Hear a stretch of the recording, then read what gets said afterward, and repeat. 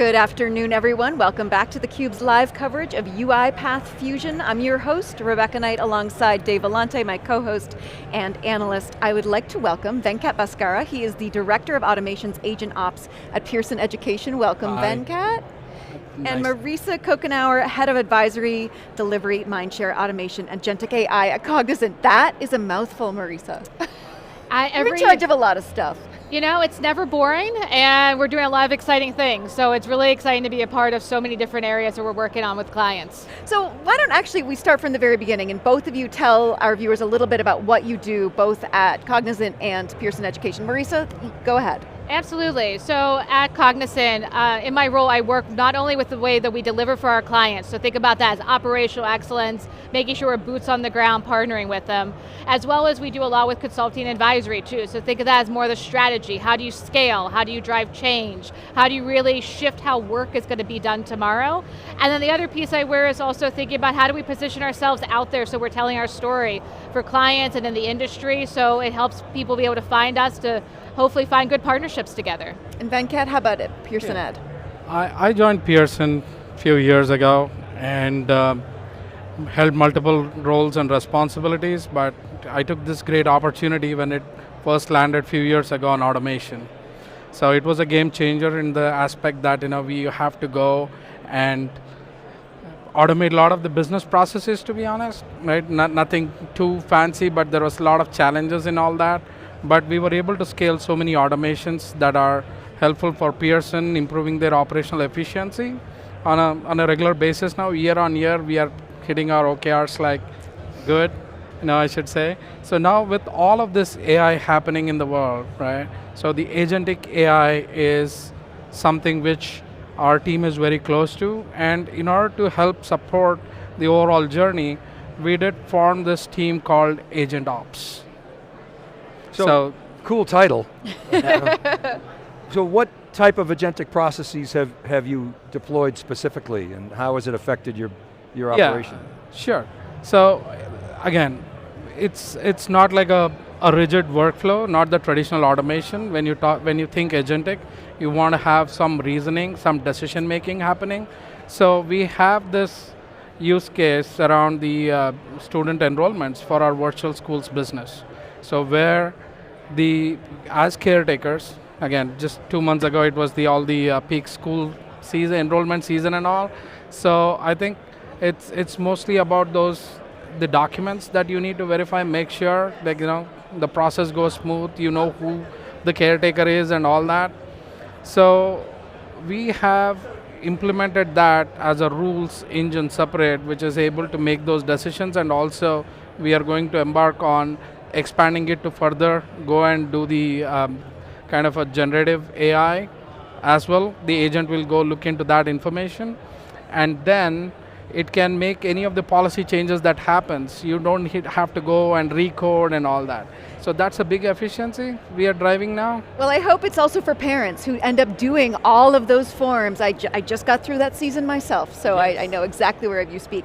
So up on the main stage, we heard a lot of the leaders here at UiPath talk about how agentic AI, it seemed like this magic wand, and yet when it comes down to it, it's really hard. How much did that resonate with both of you in the sense of what you're feeling at Pearson Ed and how you work with clients, Mariesa? Mariesa, do you want to take that to start? I think that's such a true story, and I think we're all experiencing it. When you think about this space, the technology part is rarely the challenge. We could deploy technology, but we are shifting how people are working. We're having to bring people along this journey. We're changing culture, and that really is a lot of work. It's very difficult. And it's something that we're continuing to work with clients on. I think also Venkat and the team at Pearson, they're doing such a nice job of thinking about the change management. How do you prioritize and think about your stakeholders so they're coming along the journey and they understand what we're doing, why we're doing it. And then the other piece is thinking about as we shift this work, it's going to take a lot of effort to also think about how do we upskill people differently? How do we hire differently? How do you have career pathing that's evolving? So it's an exciting space to be in, but it is a lot of work to truly drive this at scale change and adoption in this agentic space. So Mariesa, my agentic dream is I have an outcome that I want to achieve. And I've got agents, I've got tools, I've got resources.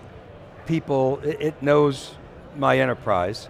I've got constraints that the organization has put on. I've got metrics, goals that we want to hit. And the system says, maybe it's two plans. Here's plan A, here's plan B, with workflows that are recommended. Present them. And then the human says, I like this aspect of the plan, I don't like this, I like put together the new plan, and it gives it to me, and you say execute. That's my dream. And so, will we ever get there? Where are we today on that, that nirvana? Yeah, great question. Again, the whole point of the agentic AI or the AI in general is to mimic the human and get as close to as possible. But again, would it hit 100% rate every time? Maybe not, because again, that's how you design your agent, right? Be very aware of what your problem statement that you're trying to solve. Then you can look at how much is something where you can agentify, right? Still, right? Can you escape the human in the loop? Maybe not, right? So still there will be situations where it has to come to a decision. For example, let's say as a caretaker, you demand for, you got to submit few documents, right? So you have agents there to look for hey, is this a birth certificate? Is this a driver's license and so forth?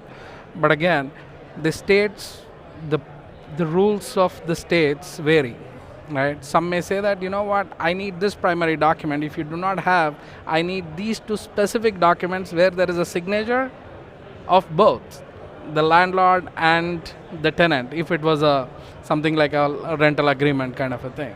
So how do you make that if it's all embossed into one document, right? So there is no platform which can go and read, this is the license, this is this, right? So you still have to look for some more efficiencies to look for, maybe some more kind of intelligence in it to be able to segregate.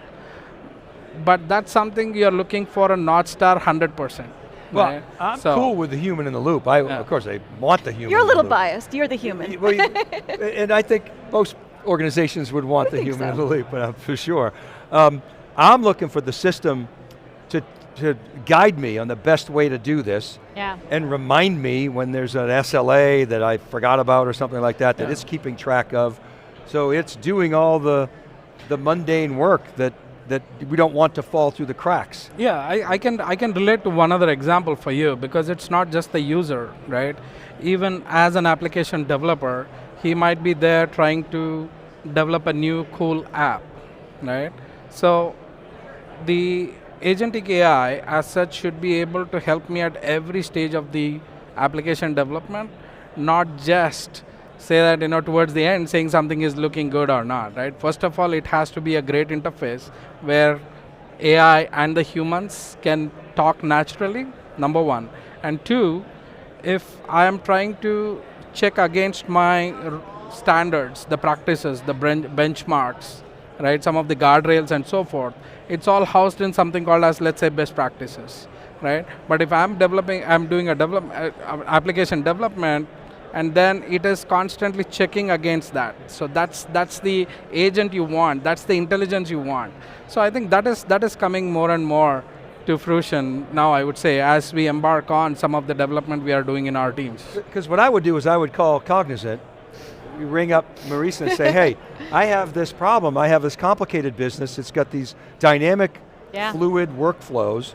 Can you help me get there? And so what would you guide me in that instance? We are seeing it with the human in the loop, but also we're seeing Agentic really being able to take on a much larger workload than you would have imagined before, especially in different areas, right? Like sometimes it can go make a decision for you. We have a very cool example where it's actually like an HR agent that we show like an example, say an employee is going to be going out, maybe they're getting married.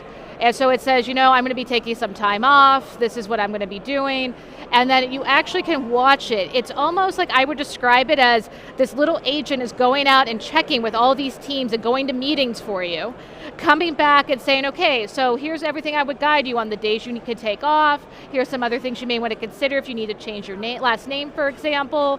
It might also say, actually, maybe you want to take off a couple days even beforehand, you have extra PTO available, and that's a stressful time getting married. You may want to make sure that you have those days to relax, and it has a level of almost humanity also that's building into these tools, and it's really exciting to see what's really potential, because there was a lot we wanted to do with automation in the early days, but you needed the rules.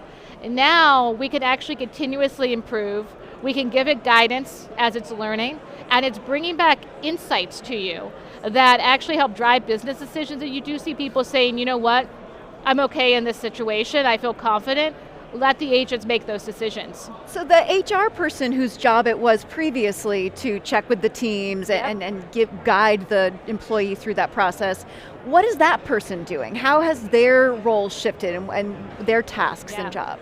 I think they're shifting away from a lot of the task-oriented work that they were having to answer questions, they get a message, they're responding to it, you get the phone call, I can't find this document, this policy, right? And I think they're actually enjoying the higher touch points they're getting now with their stakeholders, so the people in the business units they support. They're thinking about what else does the team need to be aware of in the organization.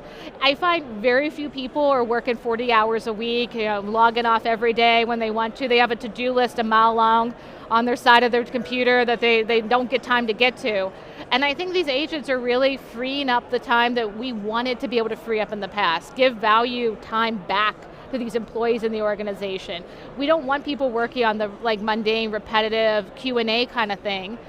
Let's put technology to work. Let's make it work for us so we feel like we're actually getting that value versus all of that work that we probably didn't want to get to anyway on our list. Walk us through the relationship of your organizations. Where did it start? When did it start? What use cases were you working on? Was there prior sort of relationship with RPA and other automations, and how has that evolved? Yeah, I think Cognizant has been one of our preferred partners for a lot of technologies. So it was natural that the relation around the automations and the agentic AI it became a natural fit because of the talent that's available. And the use cases that we are working on is, again, there are several.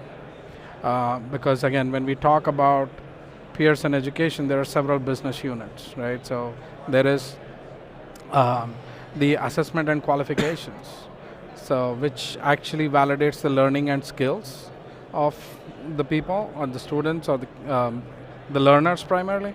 So if there is any of the assessment scoring, they expedite the assessment scoring, right? So that's an automation. There are cases where still parts of the world where it's all paper driven, right? So you're still taking exam on papers and you have certain barcodes on each paper. How do they come together? If they get kind of mixed up, even though you hit the SLA like 99.99, but still there is that percent, very minuscule percent, whose life is impacted because something got jumbled up there. So those are some of the use cases where you want to make sure that those are not, folks are not impacted. And and there is a lot of market research kind of use cases as well. Mariesa, I want to go back to something you were talking about earlier, and that is the cultural shift that is necessary and the change management. Can you describe how you work with clients in terms of cultivating the kinds of mindset and approaches that their people need in order to fully embrace this new era? I'll be honest, change management is probably one of the most critical elements that you need to be successful in these programs. Even if we go back to the early days of automation, where you didn't see the organization scale, it was often where they deprioritized it. And it's because people are the core of every company, no matter what you sell and what you do. They are the culture, they're that nervous system of your organization. And so we work with clients on traditional change management, like communication, training, but we've got a lot in what I'll call enablement also. How do you engage? How do you find fun, creative ways to have people involved? We do things like hackathons, but we even run big events for them. We actually have one event we bring in actually their employee base, so this is business, technologists, and we bring them together for 2 days and we upskill them. And we do it with partners because we want them to be engaged. We want them to know what's the latest and greatest. We're working with HR teams right now too, because the other thing we're finding is people want these skills and they want to be hands-on with it. And there's some training out there and sometimes it's hard to find training, especially for more of like your business-friendly folks. So we're working with them on how do you build this? How do you build this into the core of what you do? And how do you engage from the grassroots of your organization the entire way to the executive leadership? Because you truly need to have all of those levels interacting, and when you do, there's a shift that starts to happen. And it's really exciting when you sit in a room and you watch two business lines talk about, you know what, actually what we built would work for you, why don't we come together? Because that's when you know you got that stickiness. You know you're making that shift, and you watch these CFOs and people officers say, you know what, I see it in the numbers, but more than that, I feel it. That's what we're looking for, and that's how we engage with clients. I would say, I had a client once say this to me, and she said, look, it's not about being a consultant or advisor or come in and show us how to do like a model. You guys are catalysts, and that's what we need more of. Sparks. Love it. What's the biggest bottleneck, barrier to success that you find? Is it data quality? Are there human issues, cultural? What are you finding in your organization? And then I'd love to hear Mariesa broadly across the industry. Yeah, I think for the success of the agentic AI or the automation, I think that two things really matter.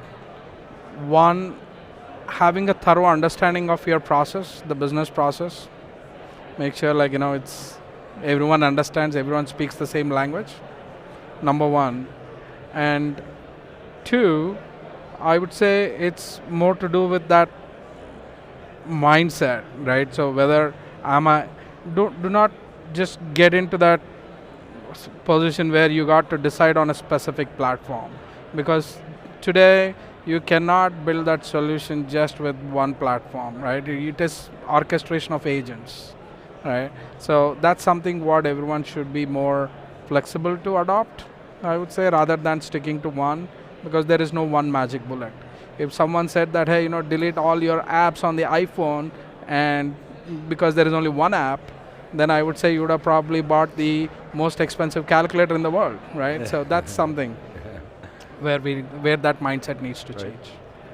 Anything you'd add to that? I would say a couple of things, and even a few, Venkat, I see you guys doing too at Pearson. I think one is how you orchestrate is really important. It's how do you bring people, process, technology all together, and also break down all the silos that are just natural in an organization. The more you can bring people together, the more they understand what are we trying to do, feel a part of it, and also understand the value that's being driven and how it impacts them, the more you see success in this. And I do think there's still challenges out there like data, process complexity that we're working through. I would also say as we think about it, the industry's evolved so fast also. Understanding what is this new technology? How can I be a part of it? How do I get out here and actually not be nervous to use it or scared even, but actually feel like this is something that's going to make my role better and I can actually be a part of those solutions. And so it's about overcoming those hurdles. I think some are traditional that we're still working through. They're all definitely achievable, and I think the more we could come up with ways to engage people, help them understand it. Even at Cognizant, we actually just did a vibe coding event. And that to me was just phenomenal because you just saw numerous people who would not have picked up this technology get out there and say, you know what, I can do this. And we built tools for clients, we built tools for the organization, even some folks built tools to kind of bring the teams together. I know I have one group on my team that they love to travel. So the one guy during Vibe Coding Week also on the side additionally built this app essentially to share everyone's travel tips in it amongst the team, because everyone was always reaching out in the team's chat and just asking for it. And look, to me, that is demystifying the technology. It gets people hands-on, and now they're thinking that much bigger on other ways you can use the tools, because there's always ways to relate to solutions. Even like a travel app like that, what if there's a way to connect teams within the organization or working on similar projects? Same concept, slightly different, and now someone who is less likely to use the tech is out there in front of the clients thinking that way, and that's what matters. And there's a mix of technical and non-technical people? Absolutely, absolutely. Awesome. Everyone can be a part of this journey. Everyone doesn't have to build if they're not comfortable yet, but everyone can be a part of this journey. I need that travel tips app. Thank you so much, Mariesa and Venkat. A really fun conversation. Thank you. Thank you. Thanks, guys. I'm Rebecca Knight for Dave Vellante. Come back for more of theCUBE's live coverage of UiPath Fusion. You're watching theCUBE, the leader in enterprise news and analysis.